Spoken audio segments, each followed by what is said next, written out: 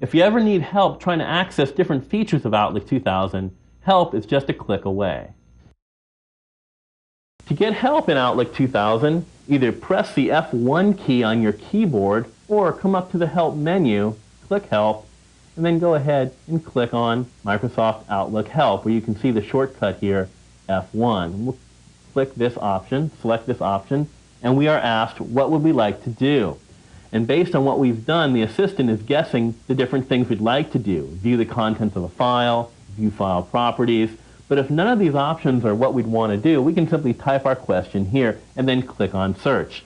So for example, if I wanted to go ahead and ask a question about making an appointment using the calendar, I'd type in my question and click the Search button. And here I get information on scheduling an appointment, hiding private appointment details, etc. And if I click on one of these, like Schedule an Appointment, it takes me to the Help window over here on the right, and it gives me details about how to do how to perform the feature that I was asking about. It's really quite easy. If I'd like to print out this help, I can do that by clicking on the printer. It'll go ahead and let me print this out in a hard copy form. And I also have different options to choose from by selecting this button here, the Options button. If I click on it, I can choose to show tabs. I can go ahead and go home. I can go ahead and go home, or I can stop, refresh, or I can also choose from Internet options. And from here, I get the same types of options as I get using Microsoft's Internet Explorer. I'll go ahead and close this down by clicking Cancel for now. And once we're done working with help, we can come up to the upper right-hand corner, click on the X, and we're back here in the main program of Outlook 2000. If you'd like to change some aspects of your messaging profile that you first set up when you first started Outlook 2000, you can do that quite easily.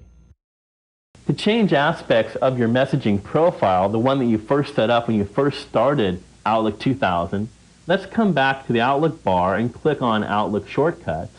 And let's go back to the inbox by clicking the inbox shortcut. From here, we need to go up to the menu bar at the top of the window, click Tools, and then we'll select Services. And from here, we can see all of the information services that are currently set up in our Outlook profile. And as you saw when we first started, we set up Internet Email, Microsoft Exchange Server, and by default we had an Outlook address book. If we'd like to go ahead and remove one of these components, for example, if we wanted to remove the Outlook address book, we'd go ahead and click to select it, and then click the Remove button. And we're asked to confirm, and if we're sure we want to remove this information service from our profile, we'll click Yes, and that information service goes away. If we'd like to get more details about one of these information services, we can go ahead and click to select it, click Properties, and here we get all the information that's tied into this particular service. For example, Microsoft Exchange Server. And we can make any changes that we would like to right here. I'm going to go ahead and click Cancel for now.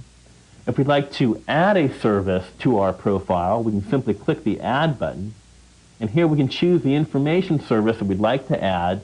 For example, if we wanted to add ourselves a personal address book for our personal addresses, we can click to select Personal Address Book, then click OK, and then we're asked for a name for this, and we'll go ahead and say, for example, Dan's Personal Address Book. We can see the location, which we can change if we want to. I'll leave it at that. You can choose to show names by first name or last name, and I'll leave it at first name. I'll then click OK to accept this change, and it tells us we have to log off for this change to take effect. We'll click OK. We can see the service has now been added. Click OK again to close down the services dialog, and we're back at Outlook 2000.